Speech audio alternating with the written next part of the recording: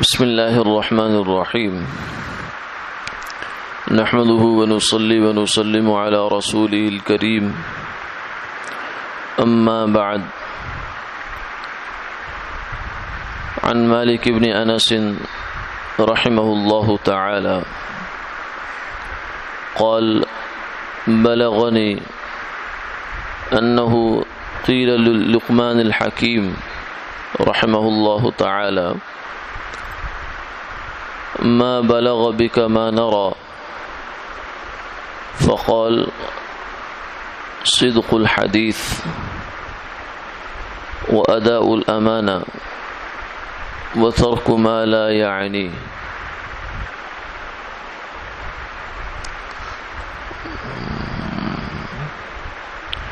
حضرت امام مالک بن انس رحمہ اللہ تعالی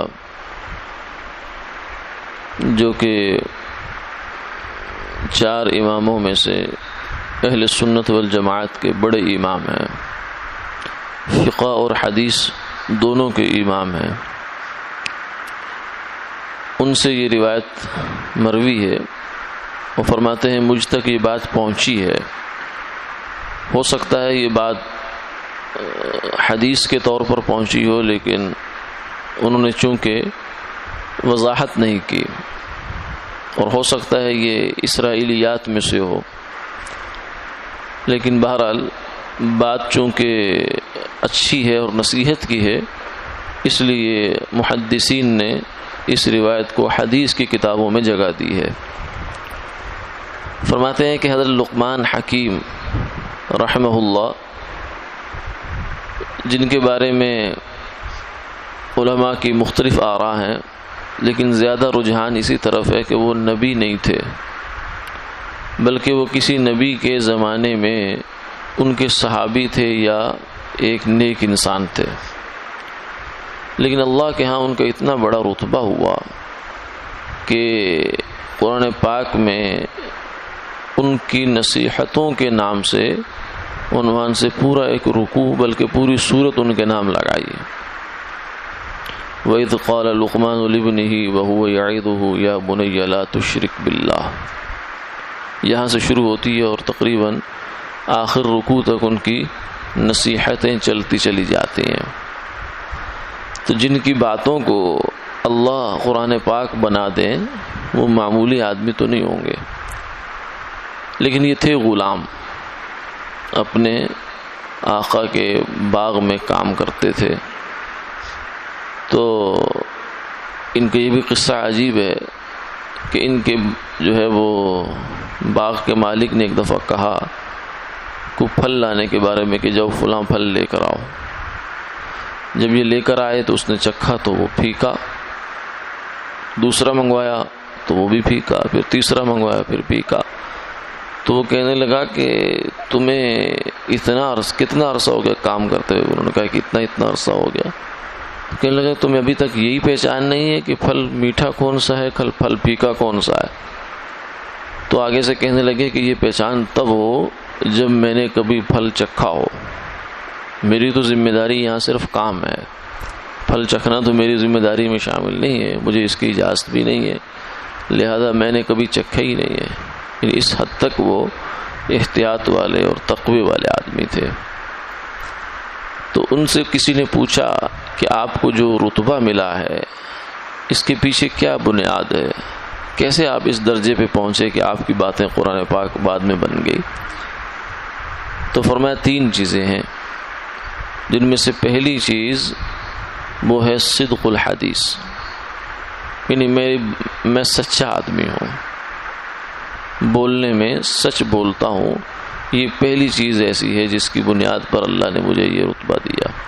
سچ یہ اللہ کی صفت ہے، پھر اللہ کے جو فرشتے ہیں وہ بھی سچے ہیں، پھر اللہ کے جو نبی ہیں وہ بھی سچے ہیں، پھر نبیوں کے آگے جو متبعین اور حواریین اور صحابی ہیں وہ بھی سچے ہیں۔ تو سچائی اللہ کی اور اللہ والوں کی، اللہ سے تعلق رکھنے والی لوگوں ہستیوں کی صفت ہے، جبکہ جھوٹ، دھوکہ، فراڈ یہ شیطان کی صفت ہے، یہ شیطان کے جو چیلے اور ذریت ہے یہ اس کی صفت ہے۔ تو ایک مسلمان جب سچ بولتا ہے تو وہ اپنے آپ کو اس فہرست میں شامل کرواتا ہے، اللہ کی اور اللہ والوں کی اور نیک لوگوں کی فہرست میں۔ لیکن جب جھوٹ بولتا ہے تو پھر شیطان خوش ہوتا ہے کہ اب یہ بندہ ہمارا ہو گیا، کیونکہ شیطان جھوٹا ہے۔ سب سے پہلے اس نے جھوٹ کیا، اس نے وہ تکبر کیا۔ یہ بھی جھوٹ ہوتا ہے کہ مخلوق کے اندر تو کوئی بڑائی ہے ہی نہیں۔ جو مخلوق اپنے آپ کو بڑا سمجھتی ہے وہ تو جھوٹ بولتی ہے، کیونکہ بڑائی تو وَلَهُ الْكِبْرِيَاءُ فِي السَّمَاوَاتِ وَالْأَرْضِ، زمین و آسمان کی بڑائی تو اللہ کی ہے۔ تو شیطان تو جھوٹا ہے سراپا، قیامت والے دن بھی مکر جائے گا۔ لوگ کہیں گے ہم تمہارے پیچھے چلے، آج ہمیں بچاؤ، تو کہے گا فَلَا تَلُومُونِي وَلُومُوا أَنفُسَكُمْ، مجھے ملامت نہ کرو، اپنے اوپر لعنتیں بھیجو۔ میں نے کیا کیا تھا؟ میں نے تو صرف تمہیں دعوت دی تھی کہ آؤ برائی کر لو، تم نے کر لی، اپنے اختیار سے کی تھی، میں نے تمہارا ہاتھ پکڑ کے تھوڑی کروائی تھی۔ تو شیطان جھوٹا ہے، جھوٹوں کا سردار ہے، جبکہ انبیاء علیہ السلام سچے، اللہ سچے اور اس کے پیغمبر سچے، سب سچے۔ تو جو انسان سچ بولتا ہے وہ اللہ کی نظر رحمت میں آ جاتا ہے۔ جب جھوٹ بولتا ہے تو شیطان کے پاس چلا جاتا ہے۔ اس لیے فرمایا جب جھوٹ بولتا ہے تو اس کے منہ سے اتنی بدبو نکلتی ہے کہ رحمت کے فرشتے 1 میل دور چلے جاتے ہیں۔ یعنی اتنی یہ بدبودار عمل ہے جھوٹ کہ 1 میل تک اس کا اثر جاتا ہے۔ حالانکہ بڑے سے بڑا مردار اگر ہم رکھیں تو اس کی 1 میل تک بو نہیں جائے گی، چند میٹر جائے گی، ہو سکتا ہے تو آدھا کلومیٹر چلی جائے، لیکن 1 میل تک اس کی بدبو نہیں جاتی۔ یہ بہت بڑی سنگین بات ہے کہ انسان کے منہ سے جھوٹ نکلے اور بلا وجہ کا نکل جائے، چھوٹی چھوٹی باتوں پر جھوٹ بولتا رہے۔ اس لیے فرمایا کہ بندہ مومن سب کچھ ہو سکتا ہے، یہ بھی کر سکتا ہے، گناہ مختلف گنوائے، لیکن جھوٹ بولے یہ نہیں ہو سکتا۔ مسلمان جھوٹ نہیں بول سکتا۔ اور جب آدمی سچا ہو جاتا ہے تو اللہ اسے دنیا میں پھر سچ ہی دکھاتے ہیں، اس کے تعلقات بھی سچے ہو جاتے ہیں۔ جھوٹے لوگ اس کی فہرست سے یہ تو صحیح ہو جاتے ہیں یا نکلتے چلے جاتے ہیں، پھر اس کے معاملات میں بھی، اس کے لین دین میں بھی، اس کی سب جگہوں پر سچائی ہی کا سامنا اسے کرنا پڑتا ہے اور سچائی ہی ملتی ہے۔